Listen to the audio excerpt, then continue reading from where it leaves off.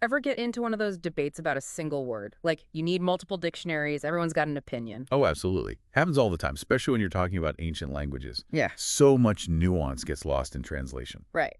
And today, we're diving into a word that causes its fair share of debate, especially when it comes to the Bible. That word is bara. Yeah, bara. We're looking at an excerpt from Resolving Genesis, and it really digs into how people interpret the creation story. Like, does bara only mean create? And if it does, what does that mean for the idea of an old earth? Which is a question a lot of people wrestle with. It's this whole science versus faith thing, and this excerpt doesn't shy away from that.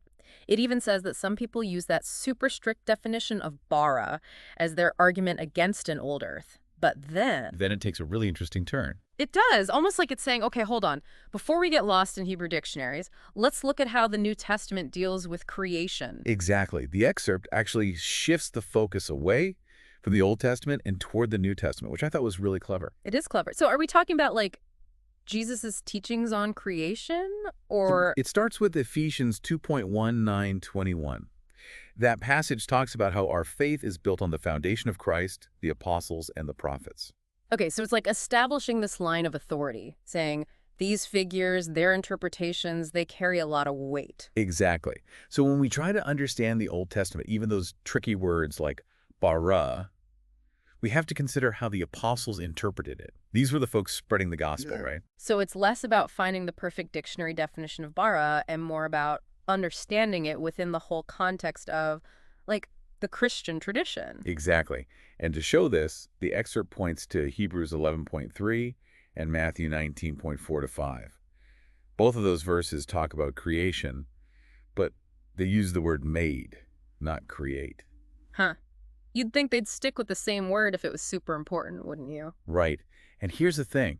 Those New Testament verses, they're quoting the Septuagint. The Septuagint. Remind me what that is again. It's the Greek translation of the Hebrew Bible. And it was the Bible for a lot of early Christians, especially the ones who spoke Greek. Okay, so they're quoting from the Greek translation, so what does that tell us? Well, the fact that they use made from the Septuagint instead of create from the Hebrew Masoretic text, that's huge. Yeah. Because it shows that even back then, there were already different ways of interpreting the creation story.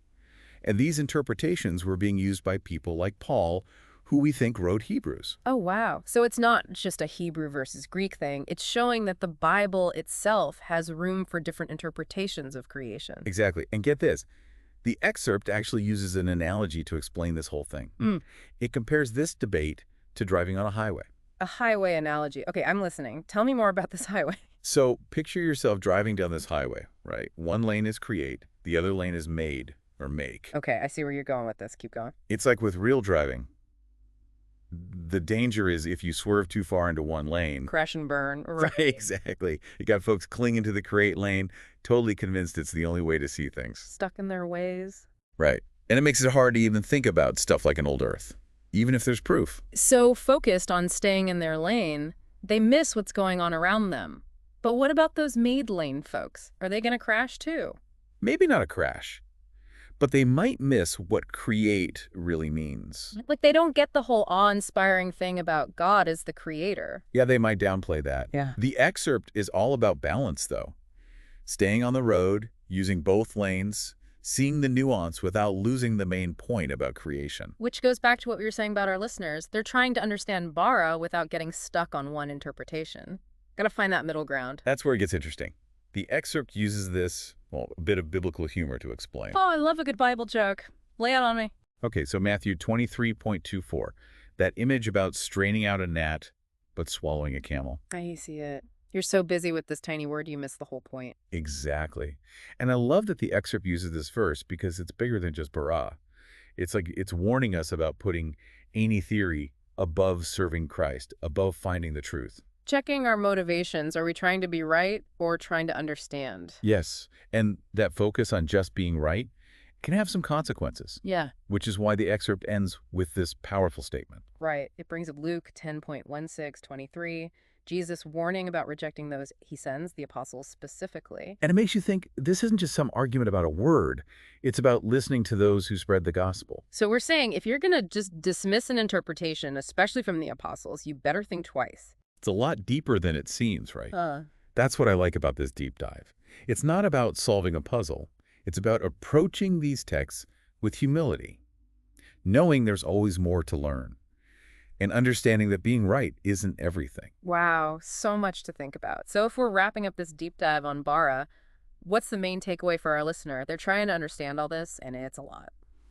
I think it comes down to humility, honestly. Yeah. We have to remember these texts are complex. We should approach them wanting to learn, not needing to be right. It's easy to get caught up in finding that one right answer. But maybe we should ask ourselves, why are we even asking this in the first place? Like, what's our attitude when we approach these ancient texts? That is so important. And this excerpt makes you realize it's not about choosing a side.